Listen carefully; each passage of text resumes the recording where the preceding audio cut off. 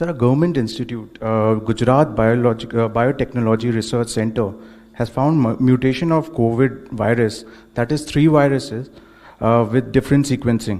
Sir, what is your take on it? And if it's happening, do you think it can impact the drug trial and vaccine development? And second is for Love, sir. Sir, you spoke about the BCG vaccine. So how is it being used for the healthcare worker or those who are positive? So, sir, I think since it is more technical, I would request my colleague from ICMR to explain both the questions to you, please. दूसरा फिर एक बार बोलना पड़ेगा क्योंकि मैं sir का नाम लिया तो मैं सुनना बंद कर दिया ये ऑनेस्ट बोल रहा हूँ। अभी जो पहला जो सवाल था आपका कि गुजरात बायोटेक या व्हाटएवर नेम यू टूक, उन्होंने सीक्वेंसिंग किया है, होल जीनोम सीक्वेंसिंग हुआ है। होल जीनोम सीक्वेंसिंग ये पहला जीनोम सीक्वेंसिंग नहीं है, ये काफ़ी जीनोम सीक्वेंसिंग हुए हैं ये वायरस के।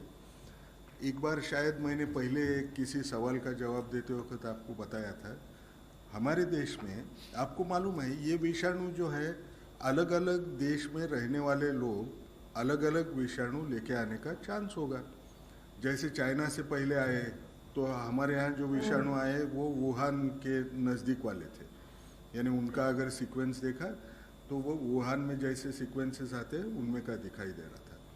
उसके बाद में हमारे यहाँ इटली से आए, उसके बाद ईरान से आए थे।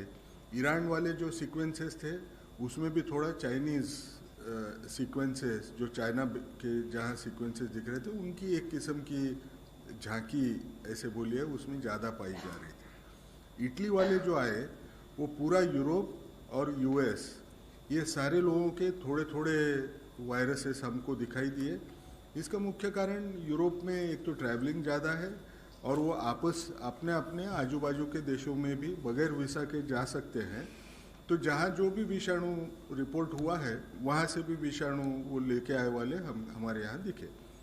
अब इसका मायना क्या हुआ, अपने देश में अलग अलग पोट जाति के विषाणु अभी भी है। अब सही सवाल क्या खड़ा होता है, मेरे यहाँ की प्रीडोमिनेंट क्वासी स्पीसीज कौन सी होगी? हाँ, ये तो कुछ टाइम के बाद में पता चलेगा कि ये हमारे यहाँ प्रीडोमिनेंट स्पीसीज कौन सी हो रही है, और वो क्वासी स्पीसीज जो तैयार हो जाएगी, जो ज़्यादातर लोगों में हमें पाई जाएगी, उसका असर किसके ऊपर पड़ेगा? दवा के ऊपर असर पड़ेगा क्या? दवा के ऊपर असर पड़ना गलत होगा कहना, क्योंकि ये विषाणु जब पैदा करता है बच्चे तो वही एंजाइम्स इस्तेमाल करता है। वो या मैं टाइप ए का रहूं या टाइप बी का रहूं या टाइप सी का रहूं, तो दवा अगर निकलती है दवा के असर पे कुछ फर्क नहीं पड़ेगा कि कोई भी सब टाइप आई तो। लेकिन दूसरी जो होती है, जो वैक्सीन जब तैयार करते हैं, वैक्सीन अगर म्यूटेशंस ज़्यादा हुए कोई क्रिटिकल एरिया में तो वो वैक्सीन के ऊपर असर कर सकते हैं। वैक्सीन मुझे अलग ढंग से देखना पड़ेगा। लेकिन क्या ये होना हमको अभी ऐसे लगता है कि ये सहजता से हो जाएगा? सहजता से नहीं हो जाएगा, क्योंकि 3 महीने भी अभी हमारे यहाँ आके हुए भी होंगे तो भी ये वायरस बहुत ज़्यादा जल्दी म्यूटेट नहीं होता। यानी अपने जैसे हम कपड़े बदलते हैं, उसके कपड़े वो जल्दी बदलता नहीं, उसकी चमड़ी जल्दी बदलेगी नहीं। तो वो अगर होता नहीं है तो जो भी वैक्सीन निकलेगी अभी तक के आधार पे हम ये कह सकते हैं शायद वो वैक्सीन आगे के विषाणु के खिलाफ भी काम करेगी। सर दूसरा प्रश्न भी था सर, दूसरा पार्ट बीसीजी के ऊपर था। बीसीजी वैक्सीन के ऊपर लव सर ने बोला था, तो कैसे ये यूज़ करा जाता है हेल्थ केयर वर्कर्स या जो पॉजिटिव है, कोरोना पॉजिटिव है, उनके ऊपर? हाँ, मेरा शायद रिस्पांस मेरा इंडिविजुअल करके ज़्यादा रहेगा, क्योंकि इसके ऊपर मुझे नहीं लगता अभी तक ऑफिशियल पोजीशन लेने के उतना एविडेंस या सबूत हमारे पास है। बीसीजी वैक्सीन जो है, अब कुछ चीज़ें बोलता हूँ, बोलने की कोशिश करता हूँ। बीसीजी जो वैक्सीन है, मैं जब पैदा होगा उसी वक्त मुझे दी जाती है। आपने अगर देखा बीसीजी वैक्सीन, ये इससे मुझे टीबी होने का जो खतरा है उससे भी वो रोक नहीं सकती। मुझे सीवियर फॉर्म ऑफ टीबी वो होता नहीं जो मेरे ब्रेन को जब टीबी होता है, जिसको हम मेनिंजाइटिस बोलते हैं ना, टीबी मेनिंजाइटिस होता नहीं, उससे थोड़ा कम होने का चांस होता है, इसलिए उसको पार्शियल प्रोटेक्शन है। सबसे बड़ी बात क्या है कि मुझे समझो आज मैंने वो वैक्सीन ली, मेरे जिंदगी का अगर मैंने देखा तो मुझे टीबी का नए जंतु से मेरे अंदर बीमारी होने का चांस भी वो रोक नहीं सकती। अब इसका मायना क्या पकड़ सकते हैं कि बीसीजी इसमें फायदेशीर रहेगी।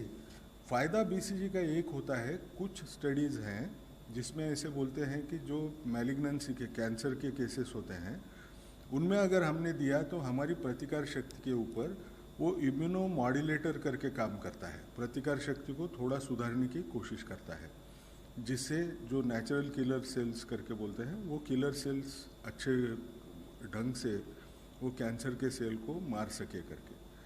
लेकिन क्या ये मुझे इसमें दिखाई देगा? इसमें दिखाई देने का चांस मुझे कम लगता है।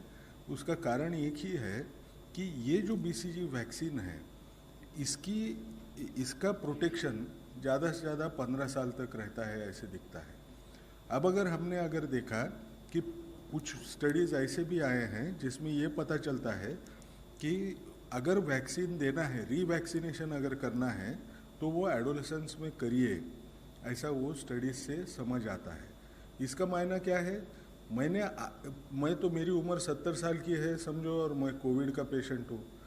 मुझे जो बीसीजी दिया है वो बीसीजी की वजह से मुझे प्रोटेक्शन होना मुश्किल है। तो लोगों का कहना है क्या मैं बीसीजी रिपीट दे के वो इसको प्रोटेक्ट कर पाऊँ किसी को जिसकी उम्र अब 15 साल के ऊपर हो गई होगी। उसके लिए अभी तक इतना सबूत मिला नहीं है। ICMR एक स्टडी प्लान करी वाली है जो शायद अगले हफ्ते भर में शुरू हो जाएगी, जिससे हमको जल्दी से जल्दी उसका एक अंदाज आना हो जाएगा। जब तक वो अंदाज नहीं आता है तब तक हम BCG vaccine even health care workers में देना चाहिए ये हम बोलेंगे नहीं जब तक उतना सबूत